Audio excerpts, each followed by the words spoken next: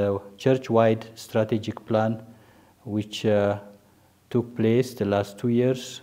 And it's true, you know, the sectoral world has embraced strategic planning wholeheartedly, but there's wisdom in that. Church-wide strategic plan for the Catholic Church in Ethiopia, and 2-year-long process. The planning phase lasted about 15 months. The participation, you said that there were many who participated from different dioceses and other institutions, congregations, or social, developmental, leaders. There's a richness in diversity. Pope Francis gave us also 3 important pillars for that process, that is communion, participation, and mission. It has to do with our policies, it has to do with, the way, the structures that are in place. And yes, the canon law is the basis of it. But it also helps us to do our work better.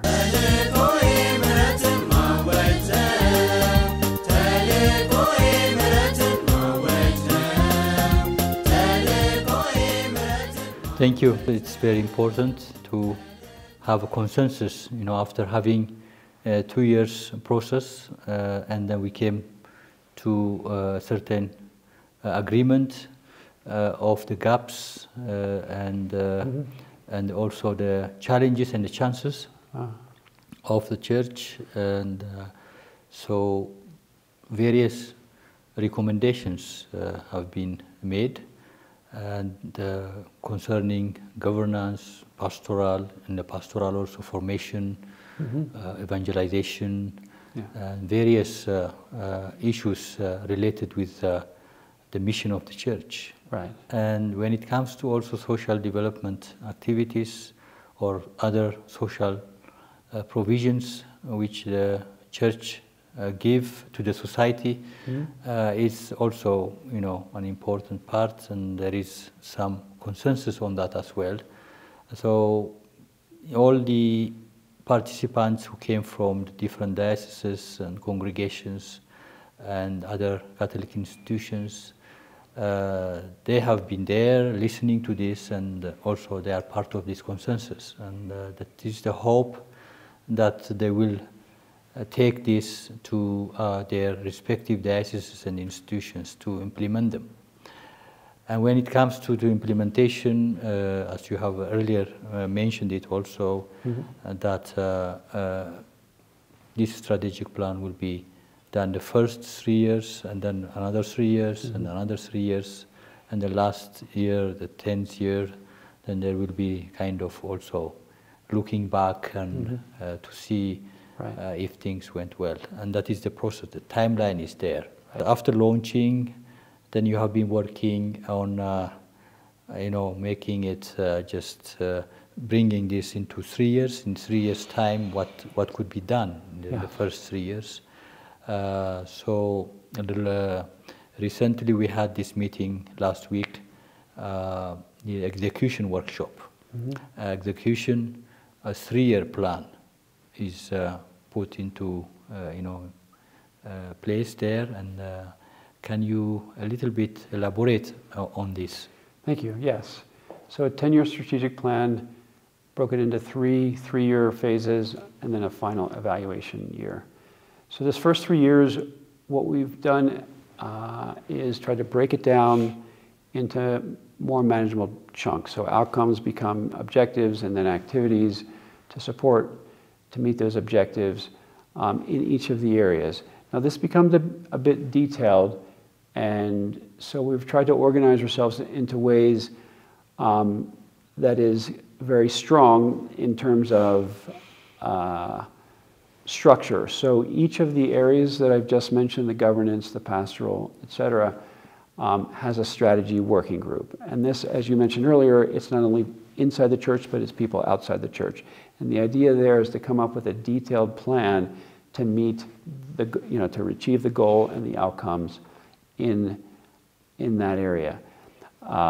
So we've had some good participation in these working groups, and what last week's workshop was primarily about was again, bringing people together as we had previously in different phases of the planning, and to present the draft plans, to get some feedback, to see where people had different ideas, maybe they had better ideas for addressing a certain challenge, and to really effectively develop some consensus around more detail of a plan.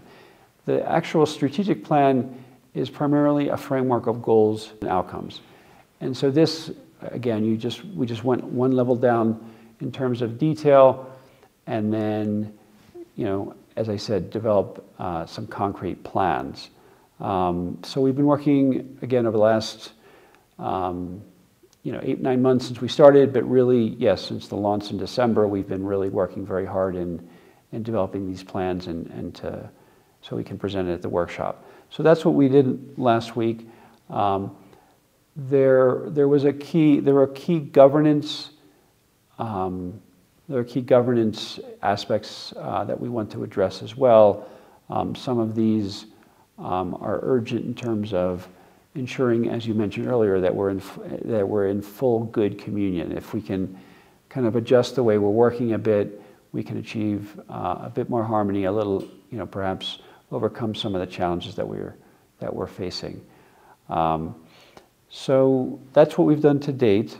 We are processing the outputs of the workshop and looking at what the rest of this year, you know, holds. We want to be very concrete. One of the hardest things to do in implementation is prioritize.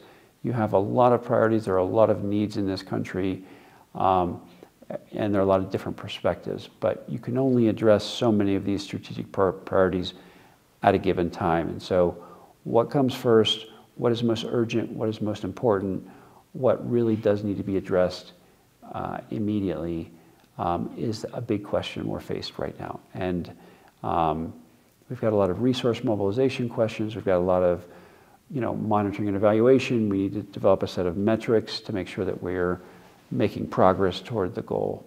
So that's, you know, after the planning, then the execution is, you know, just the engine of execution is getting going.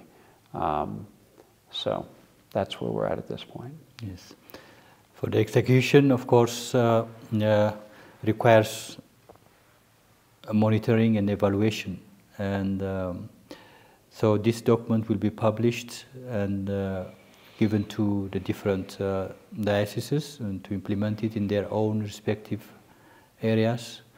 And at the national level, the Ethiopian Catholic Secretariat will take also a role in that process in the coming 3 years. Mm-hmm. And how do you see, I mean, the process of implementation will be followed in the coming period? As you know, as you've mentioned, in terms of different actors, it will require quite a lot of, again, when I just say communication, I mean it really requires, you know, visiting dioceses. It requires holding, you know, sharing documents. It requires asking opinions. How are we doing? These are the priorities. What do you think? As I said, it's a very iterative process. We set out plans. By no means will all of those plans be successful. We've got to be agile. We've got to be agile and adjust when we're encountering challenges. Perhaps we need to keep trying further, or maybe perhaps we need to change the strategy or change certain elements of it. And so some of the keys to success, again, you know, leadership, communications, and I would say just keeping the positive aspects, you know, keeping it going. You know, when you and I were talking earlier, we mentioned, you know, the leaders. This plan should encapsulate pretty much all of their concerns. And so if there's something that they feel is a priority that isn't in here, I would say, I would look at it, the plan as a, you know, as it's been said by the Secretary General, Abuna Lucas, you know, this is a master plan. This is something that should contain our ideas. And so it's something that we need to communicate about frequently. you know, when I mention communications, it's also leadership communications. If you're you know, an office director in a pastoral or social office in a diocese, you should be looking at your strategic plan periodically. Are we on track? Are we contributing to it? I think if we keep it, you know, the criticism in the past at times is that, you know, a strategy sits on a shelf and gathers dust. If it's something that is alive, it also changes. It also evolves. You refine it. You update it. And so I think if we continue to reflect on all of these challenges and the things that we've put forth, and then we can work with it. It's not a static document. It should evolve. You know, you also mentioned that there's, you know, it's been many years since we've been talking about many of the same things, and hopefully we can move forward and like I said, organize ourselves in a way that we can have some real impact. You know, if you have 100 people doing 100 different things, you can, you know, a lot of different flowers are blooming. But if those 100 people choose 5 priorities and work together on them, you can see 5, you know, and let's say they have consensus that those are their 5 priorities, you're going to have bigger impact. And that's a lot of what this is about. It's also about taking advantage of opportunities. There are opportunities out there. One which we talk frequently on the social side is often referred to as local leadership or localization, is really making sure that, and in church we have the value of subsidiarity, where people should be taking, you know, they're responsible for their own development, their own, you know, humanitarian response. And we, especially those of us who work for international organizations, need to find ways in which aid can, you know, can be channeled through local institutions like the Catholic Church. The Church has a lot of capacity. You know, last year it served over 6 million people throughout the institution on its social work. There's a lot of capacity there, and so, you know, but how do we do that? How do we organize ourselves in order to advocate better for an issue such as localization? So, so I would say it's, you know, leadership communication, making sure that we're prioritizing well, making sure that we're aligned, making sure that we change, that we adjust when we encounter problems, and that we find the necessary means, whether it's financial or technical, whatever it may be, to implement. It's true, it does require resources. I often say, let's make sure, once you have leadership, once you have a lot of good ideas, very often the resources will follow. It's true, resources are necessary, but I would say leadership, good communication, and coming together and prioritizing, all that's very, very high priority.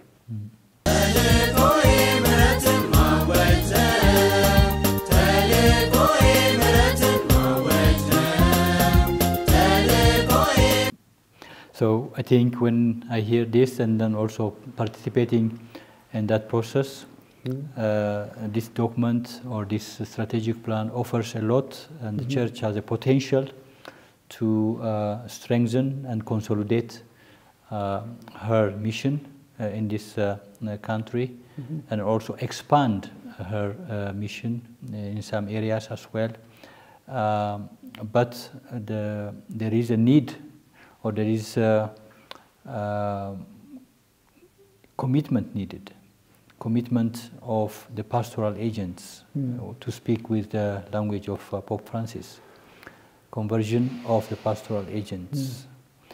Otherwise, if we don't take it serious in our respective institutions and areas and our responsibilities, as mentioned earlier, then this document will be a document only. So it is very important that all concerned, you know, should be committed to this, because it requires sacrifice. You have to for change, and we have to be open for that. So I saw also in that document the fear, also some of the fears we have, founded fears sometimes, because we speak of resistance, change resistance. So if we are not committed to face the resistance, then it will be difficult. We have to be honest with this, I think, and also our leaders, or those responsible at the higher level, knows about this as well.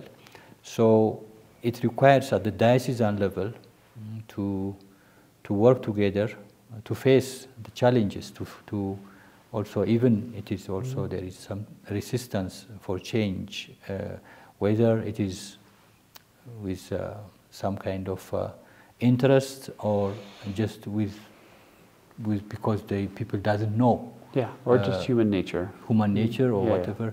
So, and sometimes, as it is also mentioned during the conference or during the workshop, that the who in that execution process should receive attention. Who will be the agent of the change in that respective diocese or congregation or school or health center?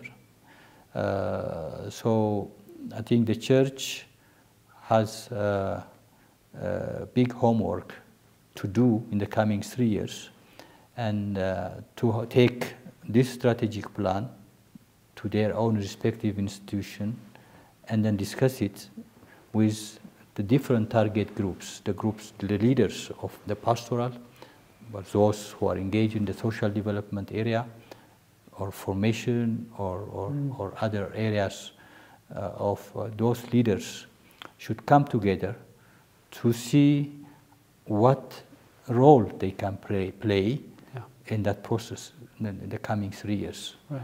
What is required from them to see, and that is, I think, new in this strategic plan, that we had this execution workshop to discuss about these things. So only when those responsible in those area of activity are open, then things will be much easier, and then change will come. But change will come not from outside, but it starts from the individual leader first to see. That's why I use the word conversion, sacrifice, commitment. Right. It's very important, so that with this, you can do a lot, and it can change, the situation of the church today. As you know, the Catholic Church, after the government, is the second social service provider in this country. Right. And it is a huge potential, and it is sometimes we call the church here a creative minority. Creative minority is always there to fill the gap in the society and to bring the different groups in the society together so that a new chapter can be opened. So as a country, we have big challenges, but the role of the Catholic Church with the universal, resource, universal experience and the history and the involvement of the Church in different areas of intervention in other countries is very useful for this country. So communion, standing together in this situation is very important. So this strategic plan, that is my hope, it will help the Church to consolidate and expand her mission in this country. Yeah, I hope so as well. I think the plan, I think, does represent a good consensus.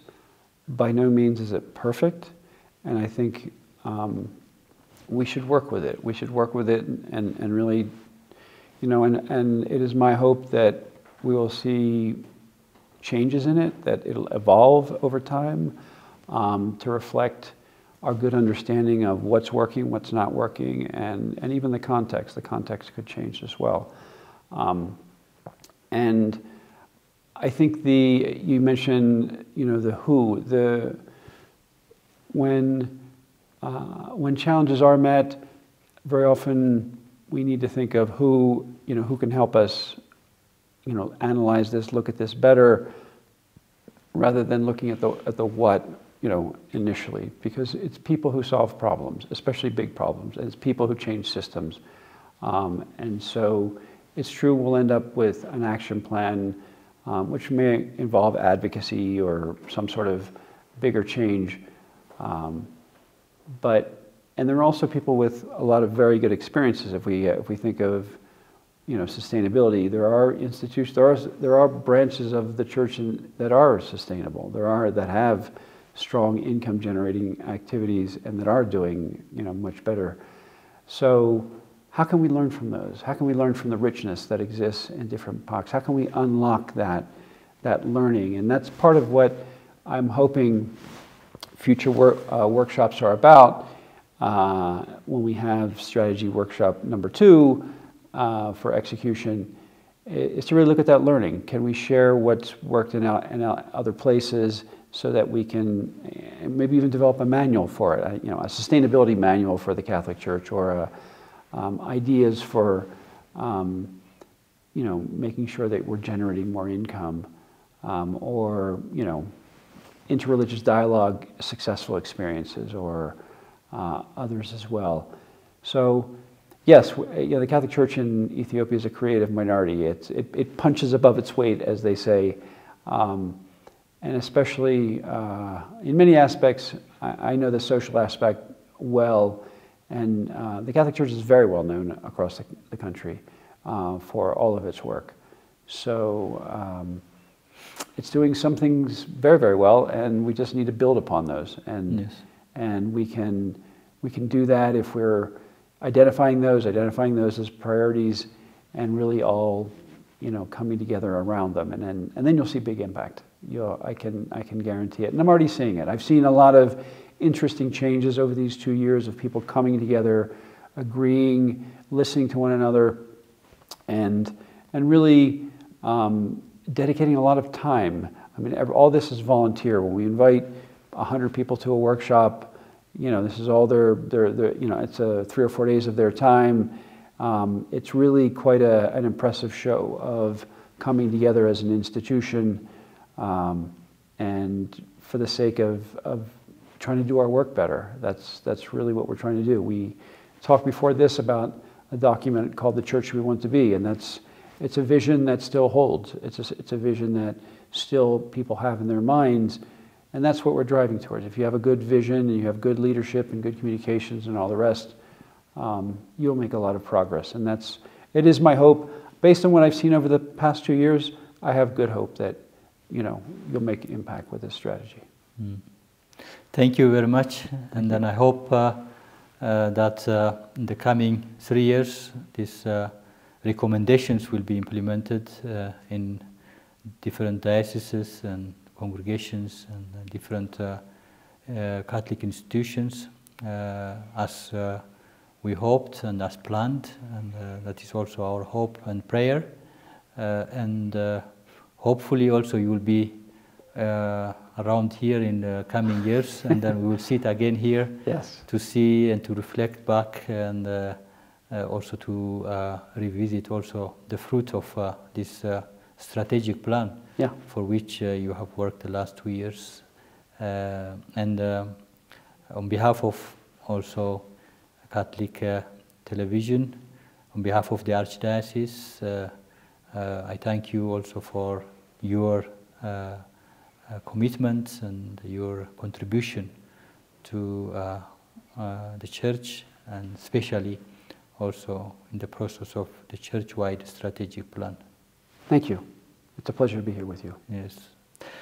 የተከበራችሁ የሰላም ካቶሊክ ቲቪ ተመልካቾቻችን እንግዲህ በዛሬው ፕሮግራማችን በኢትዮጵያ ካቶሊካዊት ቤተክርስቲያን የ10 ዓመት መሪ ዕቅድ የተሰኘ ሰነድ በቅርብ ጊዜ እንግዲህ ተግባራዊ እንዲሆን በአገር አቀፍ የካቶሊክ ቤተክርስቲያን ማስተባበሪያ ጽሕፈት ቤት በጠቅላይ ጽሕፈት ቤት አማካይነት ቀርቧል በርካታ የሰበካ ካህናት ደናግል